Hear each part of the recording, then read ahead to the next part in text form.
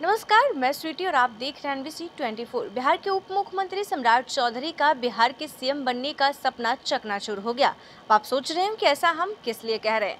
हम ऐसा इसलिए कह रहे हैं क्योंकि सम्राट चौधरी ने कसम खाई थी कि मुख्यमंत्री नीतीश कुमार को कुर्सी से उतार कर ही हम अपनी पगड़ी उतारेंगे। लेकिन सम्राट चौधरी जो हैं, अब सूत्रों से मिली जानकारी के अनुसार हम आपको बता दें कि सम्राट चौधरी 2 जुलाई को अयोध्या जा रहे हैं, जहां अपने बालों को मुंडन करवाएंगे, तभी पगड़ी उतारेंगे।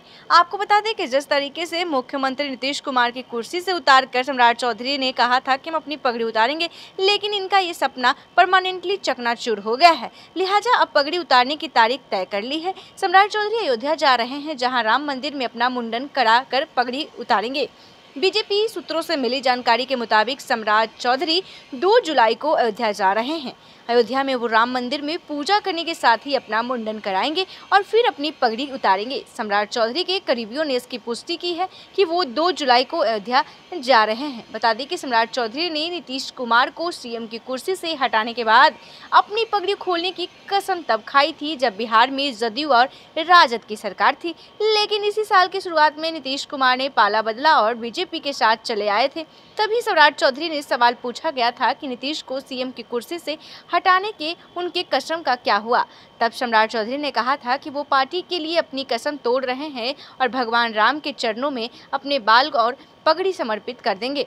वैसे भाजपा जदयू के गठबंधन के बाद भी सम्राट चौधरी को उम्मीद थी कि नीतीश कुमार को कुर्सी से बेदखल किया जा सकता है। भाजपा नेताओं का एक बड़ा तबका ये माना रहा था कि लोकसभा चुनाव में बीजेपी को बड़ा बहुमत आएगा और तब बिहार में सत्ता का हिसाब किताब बदलेगा। लेकिन लोकसभा चुनाव परिणाम में नीतीश कुमार को और मजबूत कर दिया।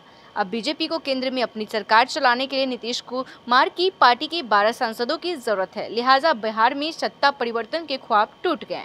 तभी लोकसभा चुनाव के बाद बीजेपी नेताओं के सुर बदल गए। खुद सम्राट चौधरी ने ऐलान कर रहे हैं कि अब 2025 का विधानसभा चुनाव भी नीतीश कुमार के नेतृत्व में लड़ा जाएगा। यानी 2025 में भी नीतीश कुमार की विदाई और सम्राट चौधरी की पोसी का कोई चांस नहीं दिख रहा है। लिहाजा सम्राट चौधरी ने अपनी पगड़ी उतारने की रस्म अदायगी करने का फैसला कर लिया है। तो आपको बता दें कि सम्राट चौधरी उस वक्त कसम खाए थे जिस वक्त राजद और जदयू की बिहार में सरकार थी। तब उन्होंने वादा किया था, कसमें खाई थी कि हम नीतीश कुमार को कुर्सी से बेदखल कर देंगे, उतार कर ही अपनी पगड़ी उतारेंगे। लेकिन सम्राट चौधरी का ये जो सपना था परमानेंट चकनाचूर हो गया। और सम्राट चौधरी के बीजेपी के मिली जानकारी के अनुसार, यानी कि सूत्रों से मिली जानकारी के अनुसार हम आपको बता दें कि सम्राट चौधरी 2 जुलाई को अयोध्या जाएंगे, जहां मुंडन करवाएंगे और अपनी पगड़ी उतारेंगे। ऐसे में आपको बता दें कि सम्राट चौधरी ने जब उनसे ये सवाल किया गया कि आपका ये पगड़ी का क्या हुआ, तब उन्होंने कहा कि देखिए, हम सरकार यानी कि बीजेपी की अपनी पार्टी की खातिर अपनी